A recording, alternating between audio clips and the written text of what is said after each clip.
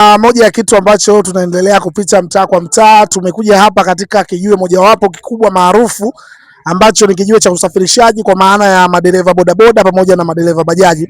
Sasa hapa niko na mmoja kati ya madereva ambao unawaona hapa, hao wanasafirisha abiria kutoka sehemu moja mpaka sehemu nyingine. Brother, habari yako? Safi safi, kwema. Kwema kabisa. Unaendesha bajaji au unaendesha pikipiki? Mimi ni dereva bajaji. Dereva bajaji? Yeah. Una muda gani katika kazi ya udereva? Toka 2020. 2020. Na hii 2020 manake ulianzia hapa au ulishatoka nayo huko au ni mzaliwa hapa? Nimeanzia nayo hapa Mlimba. Hapa Mlimba. Yeah. Sasa katika kazi yako ya udereva ambayo unaifanya, kuna kero hipi ambayo inakukera wewe, hasa ikiwa ni barabarani au sisi tunachukua kero hizi na kupeleka sehemu husika? Kero yako inayokukera wewe kama dereva ambaye unafanya kazi ya udereva ya kusafirisha abiria kuwatoa sehemu moja kuwapeleka sehemu nyingine. Kero kama sisi ni madereva wa bajaji, kero yetu Mlimba tunalia sana sana na kuhusu barabara kutokea Ifakara hadi Mlimba. Hiyo ndio kero yetu sana kwa madereva wa bajaji. Kero yako kubwa ni barabara?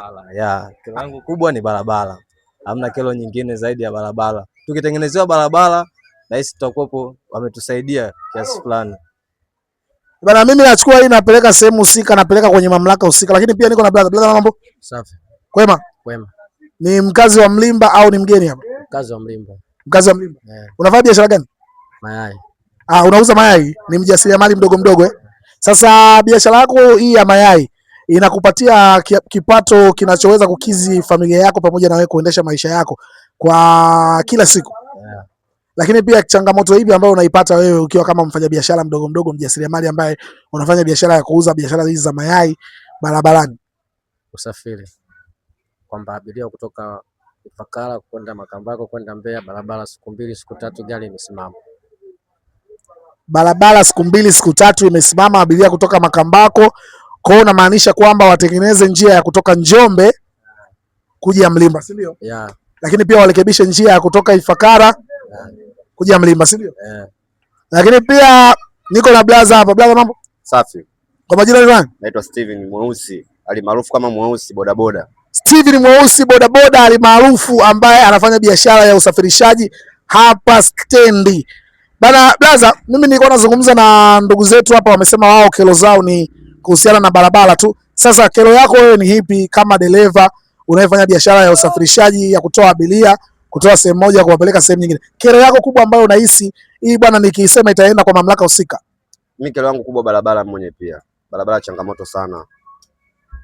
Inawezekana ukapata mzigo ambao ulikuwa na uwezo wa kuupeleka chap lakini ukatumia muda mwingi. Yani ukatoa sehemu ya nusu saa unatumia hata masaa mawili. Barabara mbovu, mashimo kama hivi, unaona stendi ilivyo. Hii hapa barabara kuingia stendi, lakini ndio hivyo mbovu yani. Hamna hata barabara.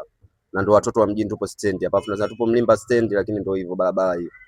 Hamna hata barabara huko. Shida yake yote kubwa barabara.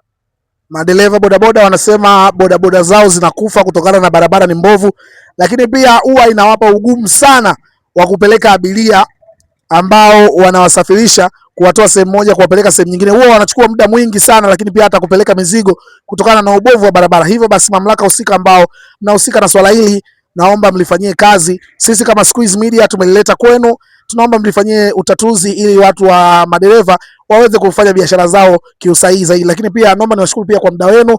Lakini pia hawa ni madereva bajaji pamoja na madereva bodaboda ambao wanapatikana hapa Mlimba. Ukifika hapa Mlimba, basi kama unaelekea stand utawakuta hapa kuna kijiwe chao kikubwa. Kameramani, naomba urekodi baadhi ya bajaji hizi ambazo watu wanafanya biashara ya kusafirisha abiria. Hizo ni bajaji ambazo unazoziona hapo. Watu wanasafirisha abiria kutoka sehemu moja kwenda sehemu nyingine. Barabara kama unavyoona ni mbovu. Barabara ni mbovu na tulembeshi. Tunanyosha. Hapa barabara ni mbovu. Hii ni barabara kuu ya kwenda stendi. Hii ndio barabara kuu ya kuelekea stendi kama unavyoona. Magari mbovu. Kwa hiyo mamlaka husika, jamani, tunaomba mlifanyie kazi hili swala. Barabara ni mbovu.